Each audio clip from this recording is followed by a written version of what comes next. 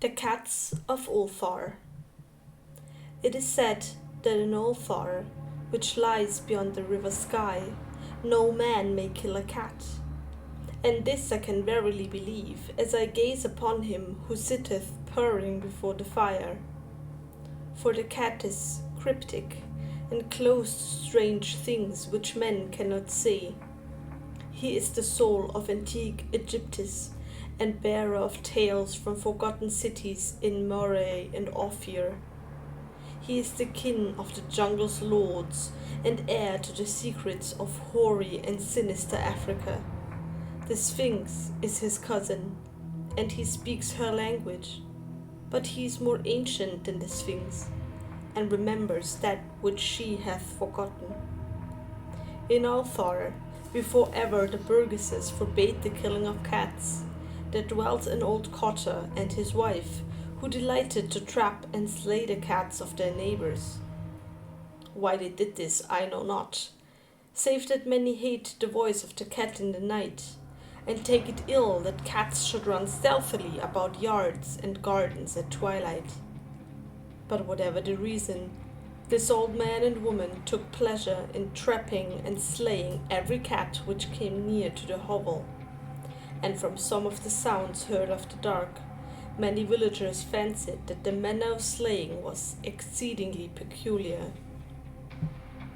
But the villagers did not discuss such things with the old man and his wife, because of their habitual expression on the withered faces of the two, and because the cottage was so small and so darkly hidden under spreading oaks at the back of a neglected yard. In truth, much as the owners of cats hated these odd folks, they feared them more, and instead of berating them as brutal assassins, merely took care that no cherished pet or mouser should stray towards the remote hovel under the dark trees. When through some unavoidable oversight a cat was missed, and sounds heard after dark, the loser would lament impotently, or console himself by thanking fate that it was not one of his children who had thus vanished. For the people of Ulthar were simple, and knew not whence it was all cats first came. One day, a caravan of strange wanderers from the south entered the narrow cobbled streets of Ulthar. Dark wanderers they were, and unlike the other roving folk who passed through the village twice every year. In the marketplace they told fortunes for silver, and bought gay beads from the merchants. What was the land of these wanderers none can tell, but it was seen that they were given to strange prayers, and that they had painted on the sides of their wagons strange figures with human bodies and the head of cats, hawks, rams, and lions. And the leader of the caravan wore a headdress with two horns and a curious disc betwixt the horns. There was in this singular caravan a little boy with no father or mother, but only a tiny black kitten to cherish. The plague had not been kind to him, yet had left him this small, furry thing to mitigate his sorrow. And when one is very young, one can find great relief in the lively antics of a black kitten.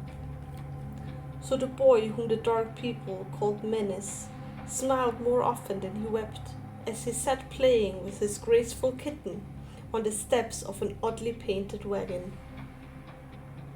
On the third morning of the wanderer's stay in Ulthar, Menace could not find his kitten, and as he sobbed aloud in the marketplace, certain villagers told him of the old man and his wife, and of sounds heard in the night. And when he heard these things, his sobbing gave place to meditation, and finally to prayer. He stretched out his arm towards the sun, and prayed in a tongue no villager could understand, though indeed the villagers did not try very hard to understand, since their attention was mostly taken up by the sky and the odd shapes the clouds were assuming. It was very peculiar, but as the little boy uttered his petition, there seemed to form overhead a shadowy, nebulous figure of exotic things, of hybrid creatures crowned with horn-flanked discs. Nature is full of such illusions to impress the imaginative. That night the wanderers left Ulthar and were never seen again, and the householders were troubled when they noticed that in all the village there was not a cat to be found. From each hearth the familiar cat had vanished. Cats large and small, black, grey, striped, yellow and white.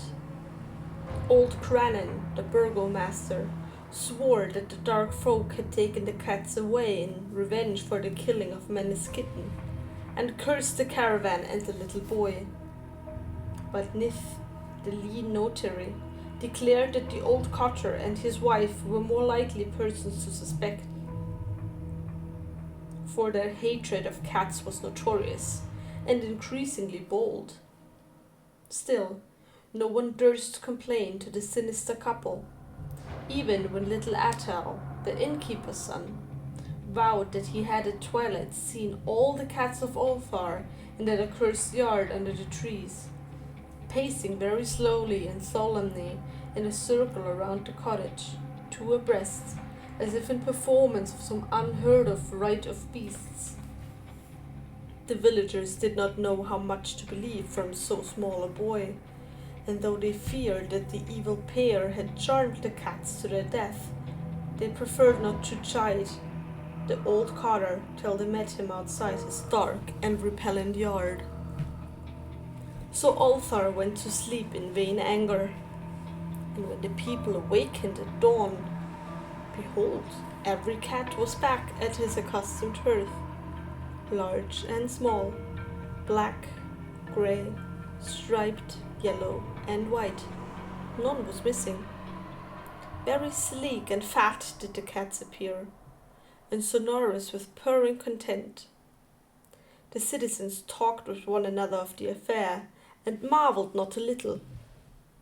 Old Cranon again insisted that it was the dark folk who had taken them, since cats did not return alive from the cottage of the ancient man and his wife. But all agreed on one thing, that the refusal of all the cats to eat their portions of meat or drink their sources of milk was exceedingly curious. And for 2 whole days the sleek, lazy cats of Ulthar would touch no food, but only doze by the fire or in the sun.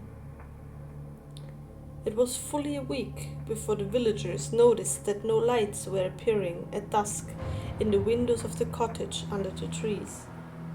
Then the lean Nith remarked that no one had seen the old man or his wife since the night the cats were away. In another week, the burgomaster decided to overcome his fears and call at the strangely silent dwelling as a matter of duty, though in so doing he was careful to take with him Shang the blacksmith and Thol the cutter of stone as witnesses. And when they had broken down the frail door, they found only this: 2 cleanly picked human skeletons on the earthen floor, and a number of singular beetles crawling in the shadowy corners. There was subsequently much talk among the burgesses of Ulthar. Seth, the coroner, disputed at length with Nith, the lean notary, and Cranon and Shang and Thul were overwhelmed with questions. Even little Atel, the innkeeper's son, was closely questioned and given a sweet meat as reward. They talked of the old cotter and his wife, of the caravan of dark wanderers, of small Menace and his black kitten, of the prayer of Menace and of the sky during that prayer, of the doings of the cats on the night the caravan left, and of what was later found in the cottage under the dark trees in the repellent yard. And in the end, the burgesses passed that remarkable law, which is told of by traders in Hathek and discussed by travellers in Nia, namely, that in Ulthar no man may kill a cat.